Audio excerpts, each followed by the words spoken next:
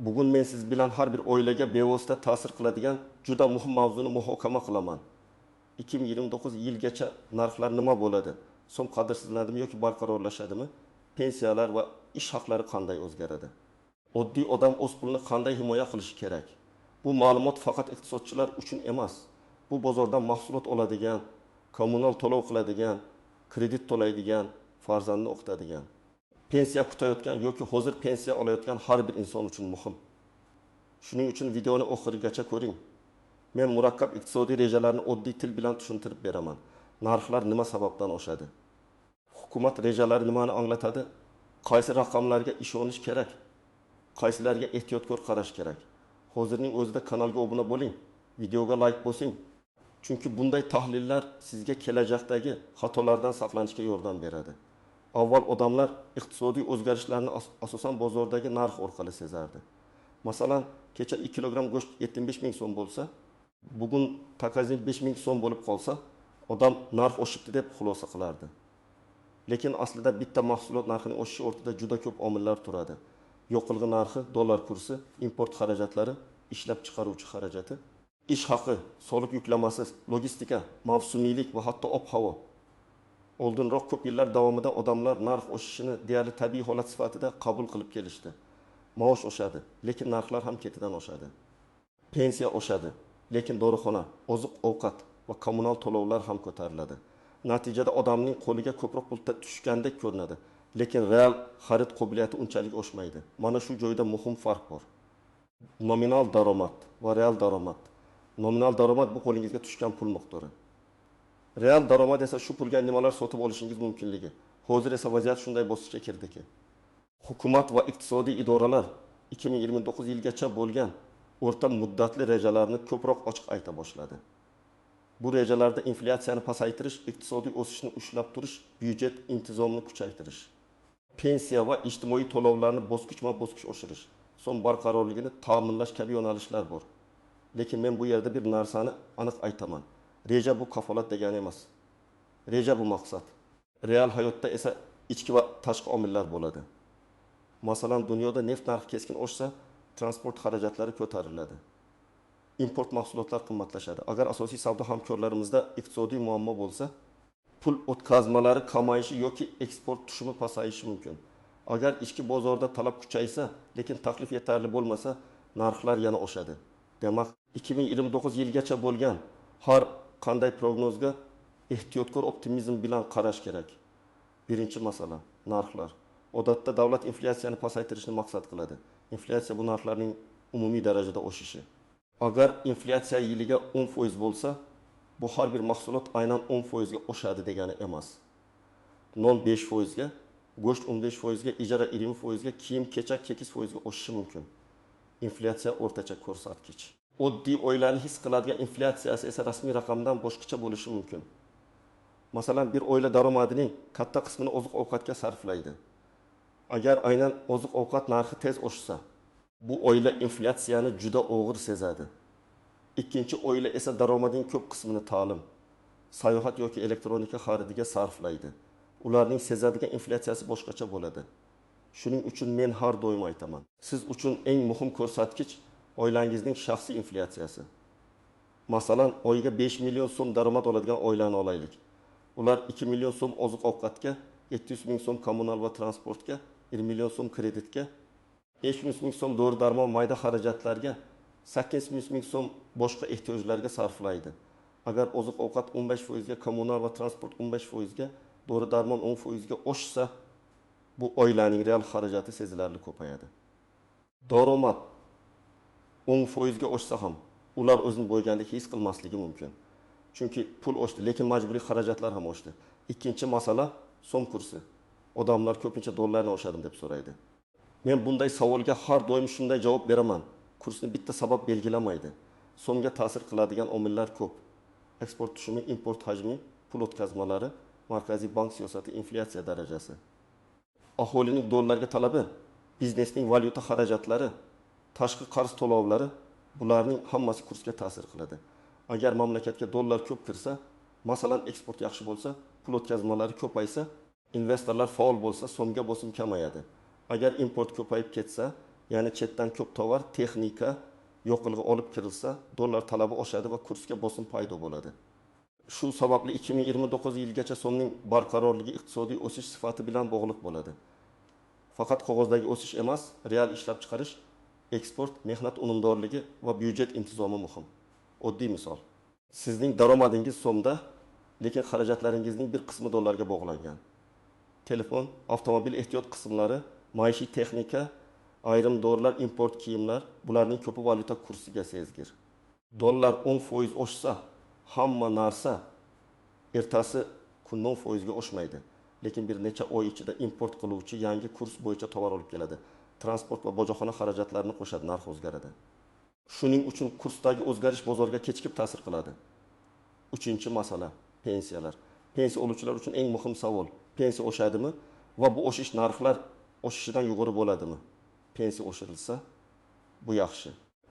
Lekin agar pensiya 10% ga oshib, pensiya oluvchi eng ko'p sotib oladigan dorilar, oziq-ovqat va kommunal xizmatlar 11% ga oshsa, real ahvol yaxshilanmaydi. Shuning uchun pensiya siyosatida faqat nominal oshirish emas, balki real xarid qobiliyatini saqlash juda muhim. Masalan, pensioner oyiga 1 million 200 ming so'm pensiya olsa, shundan 400 ming so'm oziq-ovqatga, 220 ming so'm doriga, 200 ming so'm kommunalga. 120 ming so'm yo'l va mayda xarajatlarga ketsa, qo'lida juda kam pul qoladi. Agar pensiya 120 ming so'mga oshsa, lekin dori xarajati o'zi 9 mingga, oziq-ovqat 7 mingga oshsa, pensioner o'zini yengil his qilmaydi. Demak, pensionerlar uchun eng katta xavf umumiy inflyatsiya emas, aynan dori-darmon va oziq-ovqat inflyatsiyasi. Kimlar ko'proq xavotir olishi kerak? Birinchidan, daromadi faqat bitta manbaga bog'langan oilalar. Masalan, faqat bitta ish haqi yoki faqat bitta pensiya. Ikkinchidan, kredit olganlar, ayniqsa foizi yuqori bo'lgan iste'mol kreditlari borlar. Ular narx oshganda ham kreditni vaqtida to'lashi kerak. Uchinchidan, daromadi so'mda. Xarajati esa dollarga bog'liq bo'lganlar. Masalan, chet elda o'qiydigan farzandiga to'lov qiladigan oila yoki import tovar bilan savdo qiladigan tadbirkor. Kimlar nisbatan xotirjam bo'lishi mumkin?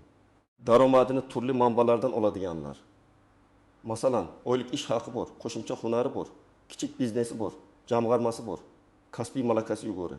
Bunday odamlar iqtisodiy o'zgarishlarga moslashishi osonroq.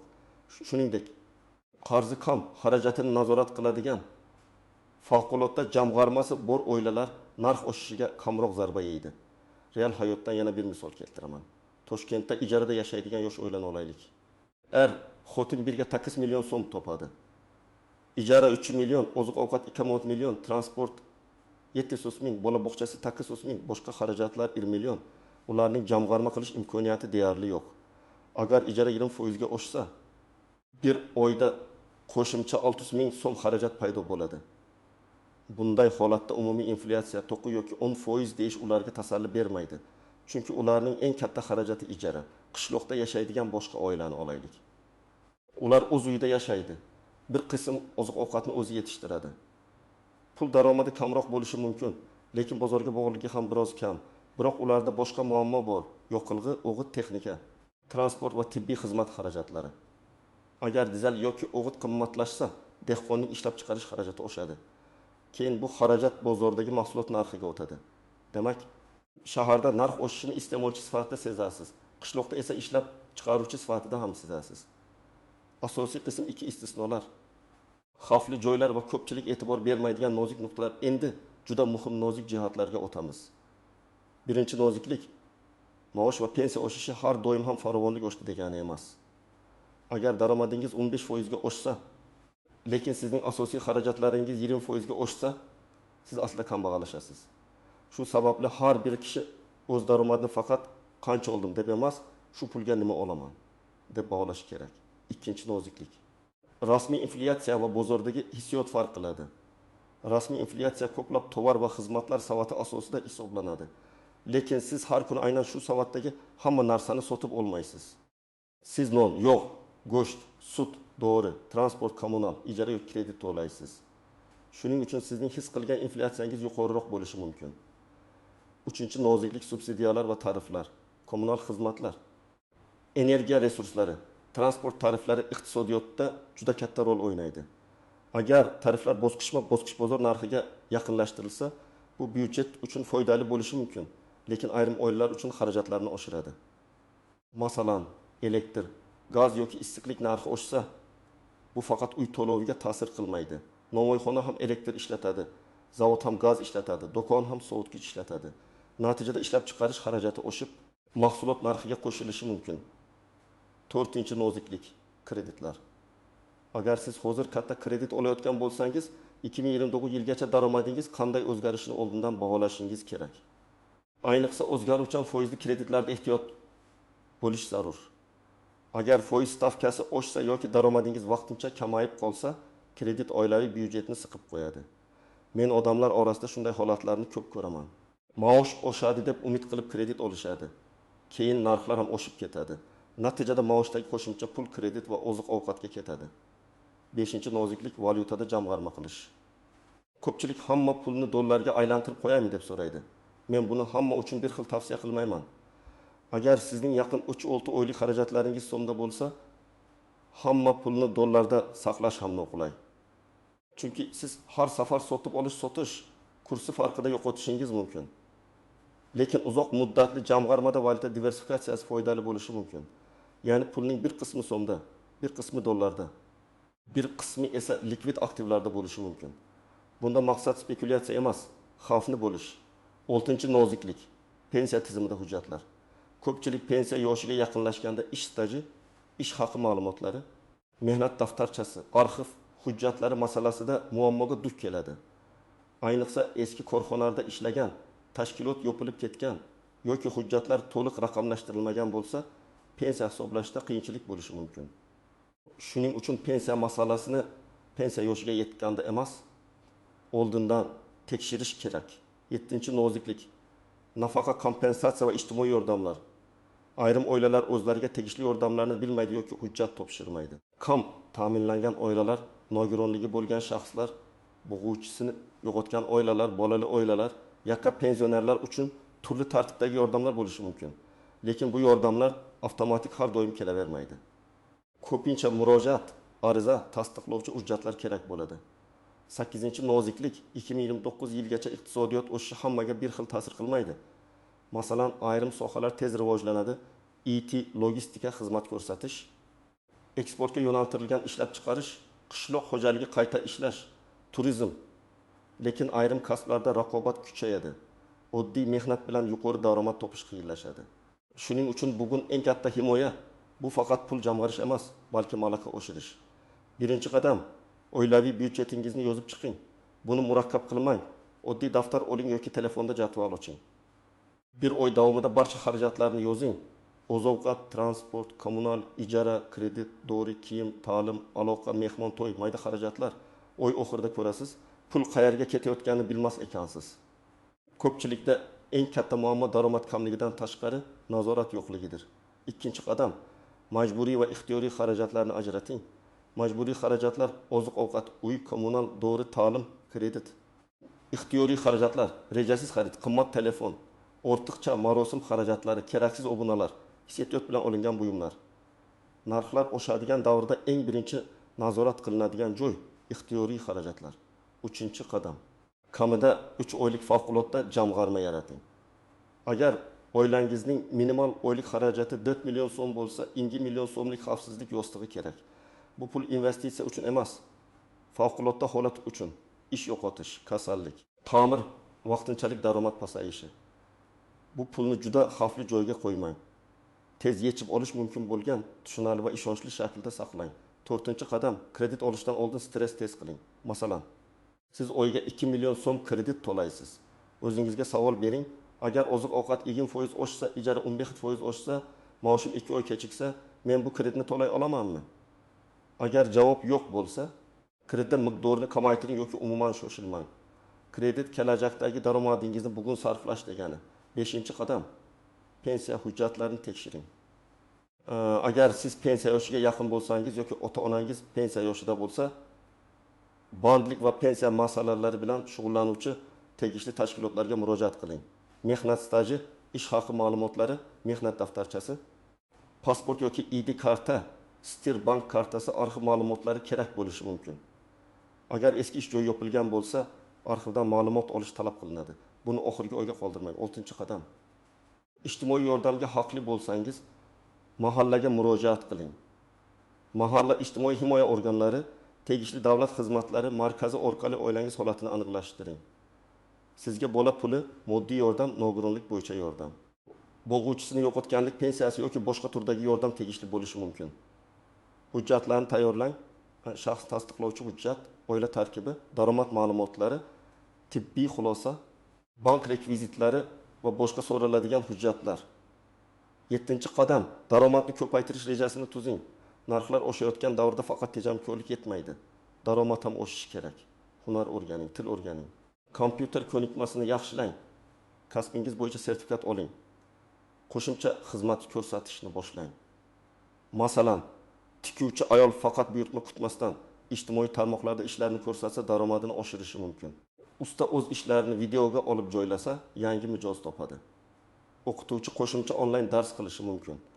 Haydovchi faqat yo'lovchi tashish emas, logistika yoki yetkazib berish yo'nalishini ham ko'rib chiqishi mumkin. 8-qadam, yirik xaridlarni reja bilan qiling. Avtomobil, uy, texnika, to'y, ta'mir bular katta pul talab qiladi. Agar siz bunday xaridni kredit evaziga qilsangiz, kelajakdagi 2-5 yil daromadingizga majburiyat yuklaysiz. Narxlar o'sishi mumkin bo'lgan davrda yirik xaridni faqat hissiyot bilan qilmang.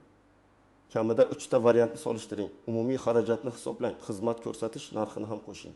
9-qadam, jamg'armani bo'lib saqlang. Hamma pulni uyda naqd saqlash xavfli. Hamma pulni bitta valyutada saqlash ham xavfli. Hamma pulni tanish-bilish biznesiga berish ham xavfli. Pulni maqsadga qarab ajrating. Kundalik xarajat uchun so'm, favqulodda zaxira uchun tez yechiladigan mablag', uzoq muddatli maqsad uchun valyuta yoki boshqa ishonchli vositalar. Muhimi, tushunmagan narsangizga pul tikmang. 10-qadam, rasmiy ma'lumotlarni kuzating. Mish-mishlarga ishonmang. Ertaga dollar uchadi, pensiya bekor bo'ladi. Hamma narx 2 barobar oshadi degan gaplar ko'pincha vahima keltiradi.